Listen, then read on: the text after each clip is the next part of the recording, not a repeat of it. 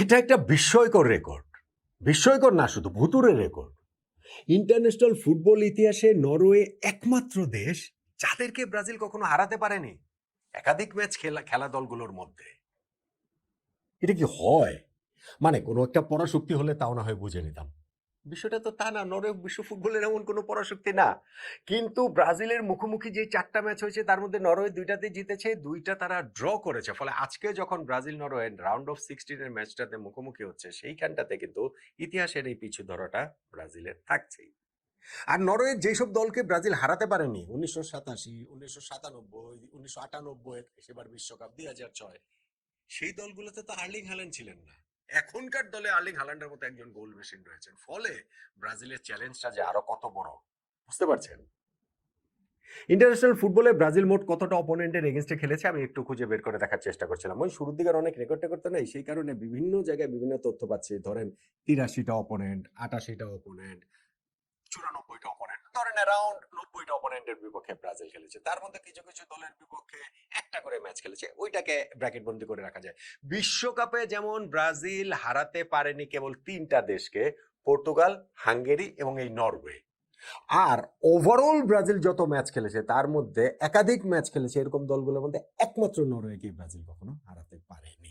এটা আসলে বিস্ময়কর রেকর্ড না, শুধু এটা আসলে ভুতুরে রেকর্ড। এবং আর্লিং হাল্যান্ডের যে গোল স্কোরিং রেকর্ড সেটাও কম ভুতুরে নয়। এই হালান্ডকে আজকে কিভাবে ব্রাজিল ঠেকাবে, তাদের কৌশলটা আসলে কি হবে, হালান্ডকে না ঠেকাতে পারলে নরওয়েকে ঠেকানোটা ব্রাজিলের জন্য মুশকিল হয়ে যাবে। এবং যেই রেকর্ডটা পাল্টে দেওয়ার চ্যালেঞ্জ ব্রাজিলের সামনে, হালান্ডকে না আটকাতে পারলে সেই রেকর্ডটাকেও ব্রাজিল ভেঙে দিতে পারবে না। মানে তাদের যে একটা কুফা নরওয়ে, সেই কুফাটা তারা কাটাতে পারবে না।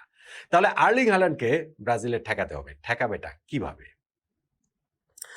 আর্লিং হাল্যান্ডের গোল স্কোরিং রেকর্ডটাও কম বিস্ময়কর না, সেটা ভুতুরে না, কিন্তু ধরেন বিস্ময়কর। এবারে ওয়ার্ল্ড কাপে ৩টা ম্যাচ খেলে ৫টা গোল করেছেন। আচ্ছা, এটা যথেষ্ট বিস্ময়কর হলো না?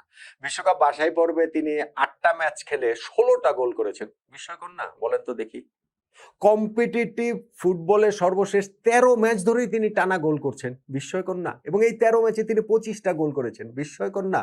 ইন্টারন্যাশনাল ফুটবলে ৬০ ম্যাচে ৫৩টা গোল তার হয়ে গেছে। বিস্ময়কর না? সো এই গোল মেশিন আর্লিং হাল্যান্ডকে আসলে কিভাবে ঠেকাবেন? এই দেখেন বিশ্বকাপের যে লাস্ট ম্যাচটা রাউন্ড অফ 32 তে পুরা ম্যাচটা মোটামুটি তিনি ঘুমিয়েই থাকলেন। কিন্তু ওই যে ৮৬ মিনিটের সময় ঘুম থেকে জেগে উঠে জাস্ট একটা টোপকের মতো করে ম্যাচটা তিনি জিতিয়ে দিলেন। ফলে ব্রাজিলের কিন্তু এই বিষয়টাতে খুবই সাবধান থাকতে হবে যে হাল্যান্ডের বিষয়ে, হাল্যান্ডকে তারা কিভাবে সামলাবে, সেই কৌশলটা আসলে কিরকম হবে। আমি এটা কয়েকটা জায়গা নিয়ে একটু আলোচনা করতে চাই। যেমন নাম্বার ১, হালান্ডকে আটকাতে হলে হালান্ডের কাছে বলই যেন না পৌঁছতে পারে সেই ব্যবস্থাটা করতে হবে। এবং সেই ক্ষেত্রে সবচেয়ে বড় ব্রাজিলের যে কৌশলটা সেটা হচ্ছে মার্টিন ওডেগার্ডকে গার্ড দিয়ে রাখা। মানে মার্টিন ওডেগার্ড যেন খেলাটা ডিকটেট করতে না পারেন। নরওয়ের মূল প্লেমেকার তিনি। নরওয়ের এই ট্যাকটিক্সটা খুবই সহজ।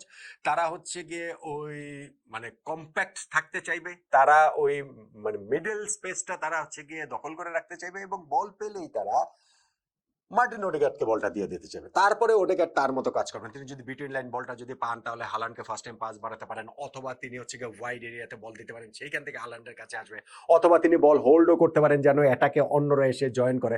ফলে ওডেগার্ড হচ্ছে গিয়ে এই নরওয়ে টিমের মূল প্লে মেকার। তাকে ওই যেন তিনি প্লেটা ডিকটেট করতে না পারেন, হালান্ডকে আটকানোর জন্য এইটা ১ নাম্বার পূর্ব শর্ত বলে আমার কাছে মনে হয়। এখন ওডেগার্ডকে আটকানোর জন্য কি করতে পারে? একটা ব্রাজিল করতে পারে যে তাকে ম্যান মার্ক করতে পারে, যে না ঠিক আছে ওদেরকার যেখানে তার সাথে একজনকে দিয়ে দিল। কিন্তু ওইটা আসলে ব্রাজিল করবে বলে আমার কাছে মনে হয় না। তাতে নিজেদের খেলাটাও অনেক বেশি ক্ষতিগ্রস্ত হবে। ব্রাজিল সেটা নরওয়ের মতো দলের বিপক্ষে করবে না, ওডেগার্ডের বিপক্ষে সেটা করতে পারবে না। করবে না। আর আরেকটা যেটা করতে পারে সেটা হচ্ছে ওডেগার্ডের জোনে বলটা গেলে প্রেস করা, এইটা ব্রাজিল করতে পারে।